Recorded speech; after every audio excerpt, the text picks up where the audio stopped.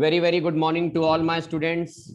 Today I, Tarun sir, your spoken English trainer, and I also take grammar classes. There are many students who have been attending these classes on regular basis. बहुत अच्छा लग रहा है students को देखते हुए कि वो लोग रेगुलर क्लासेस कर रहे हैं. बच्चों, एक ये वीडियो आप लोगों के लिए है और इस वीडियो में आप स्क्रीन पे देख सकते हैं what am I going to teach you people. I will train you how to pronounce difficult words in English. ये लेक्चर प्रोनाउंसिएशन के आधार पर मैं पोस्ट करूंगा यूट्यूब पर. मैं हिंदी और इंग्लिश दोनों ही भाषा में बच्चों को सिखाता हूं. And there is a reason behind it because there are many students who get confused. कई बच्चे ऐसे होते हैं जो मेरे से रिक्वेस्ट करते हैं कि सर अगर आप केवल इंग्लिश में ही बात करते रहेंगे तो हमें आएगा कैसे. बिल्कुल मैं जब स्पीकिंग क्लास में होता हूं, चाहे वो ऑफलाइन हो चाहे ऑनलाइन, तो मैं ये चीज़ पे बड़ा ध्यान देता हूं कि पांचों उंगलियां बराबर नहीं होती. All fingers are not the same size. समझ गए? तो इसी वजह से मैं बाइलिंगुअल यूज करता हूं. तो चलिए जरा आज का लेक्चर देखते हैं क्या है. How to pronounce difficult words in English. भाई कई वर्ड्स ऐसे हैं जिनका प्रोनाउंसिएशन बदल गया. There are many words, their pronunciations have changed within time. So अभी देखिए, जैसे कई बार आप लोग ने एक वर्ड सुना होगा. ये देखिए मैंने क्या लिखा. अरे ये एक ऐसा शब्द है बच्चों, ये एक ऐसा वर्ड है, पूछिए मत इसको कितने प्रोनाउंसिएशंस में, इतने तरीके के प्रोनाउंसिएशंस में बोला गया है, अभी तक क्लियर है ही नहीं. स्केड्यूल बोलें, शेड्यूल बोलें तो बोलें क्या. चलिए अब जो लेटेस्ट अपडेट है वो है, ये देखिए जरा. अब आप इसको बोलेंगे शेड्यूल. बस खत्म. बहुत सिंपल कर दिया गया है. अच्छा है, कम से कम शेड्यूल, स्केड्यूल से अच्छा है. इस प्रोनाउंसिएशन को क्या कर दिया गया है, ये देखिए. मैंने हिंदी इसको कोशिश करी है एक बार ऐसे लिखने की. अब आपको ये शब्द स्पेलिंग वाइज तो ये लिखना है SCHEDULE, लेकिन बोलेंगे कैसे आप?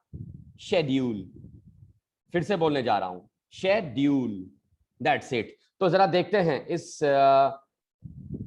प्रेजेंटेशन में कौन कौन से और भी वर्ड्स हैं. ये देखिए बच्चों, बहुत ही स्पेशल सेशन आप सब लोगों के लिए.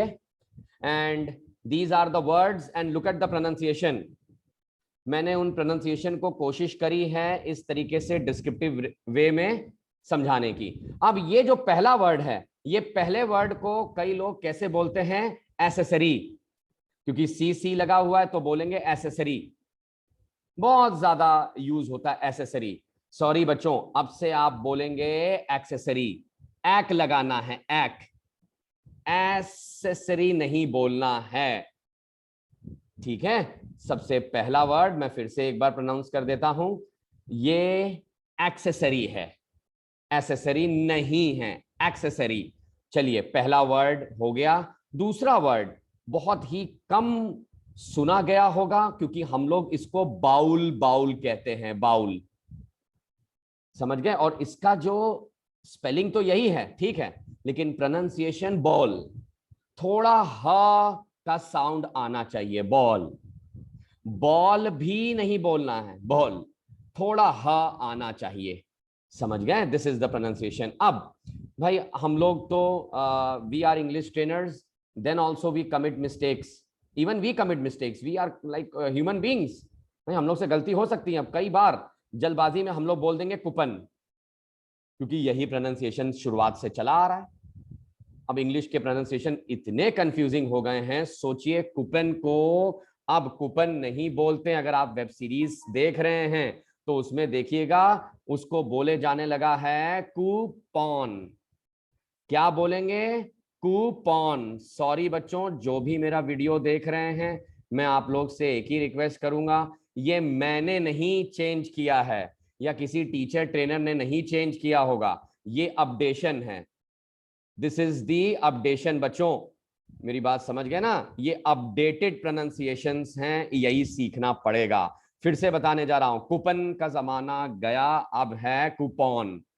ठीक है, अब आते हैं, ये तो बड़ा वर्ड डाटा, भाई डाटा तो नहीं इसको बोलेंगे, डाटा तो हिंदी में भले आप बोल सकते हैं, बट इन इंग्लिश इसको हम लोग बोलेंगे डेटा, डेटा।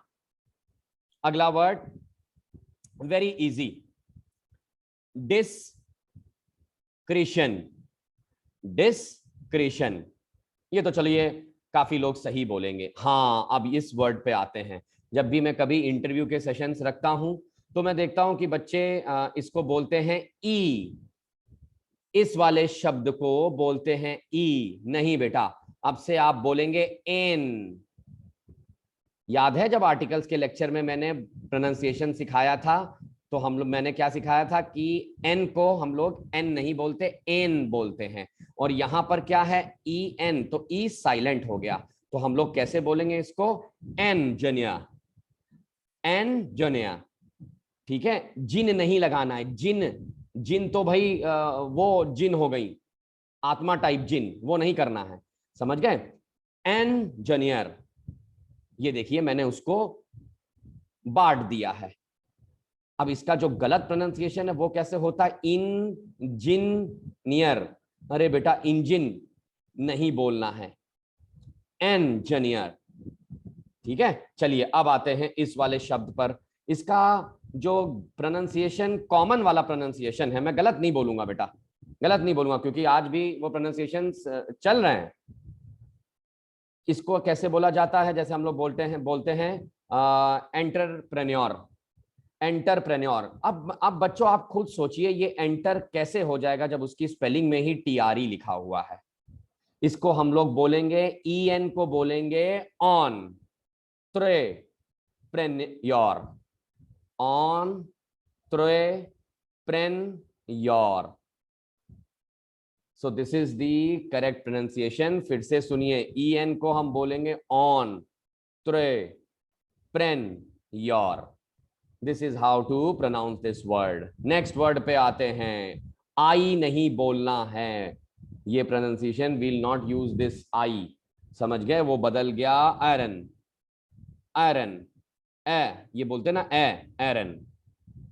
ठीक है, ऐसे बोलना है। और आखिरी वर्ड आज का है, जिसको हम लोग बोलते हैं वेंड, वेड, इसको वेड बोलते हैं, फिर वेडनेसडे, इस तरीके से। सॉरी बच्चों, इसको कैसे बोलना है, वेंसडे, ये ज का साउंड आना ही आना चाहिए। फिर से सुनिए, इसको हम लोगों को कैसे बोलना है, वेंसडे, ज मुंह थोड़ा झन्नाना चाहिए, वेंसडे। सो आप लोग YouTube पर मेरे चैनल को सब्सक्राइब कर सकते हैं, in the name of English by Tarun sir. आज ही सब्सक्राइब करिए। I am wearing a blue T shirt, उसमें मैं ब्लू टी शर्ट में हूँ। आप लोग तरुण सर के चैनल को सब्सक्राइब कर सकते हैं, ऐसे वीडियोस मैं उसी पे ही अपलोड करता हूँ। ठीक है, और अगली क्लास में I would be coming up with few new words. इसके अलावा हम लोग कुछ और वर्ड्स का प्रोनाउंसिएशन सीखेंगे। Thank you so much for being a part of my classes. I am running offline and online batches.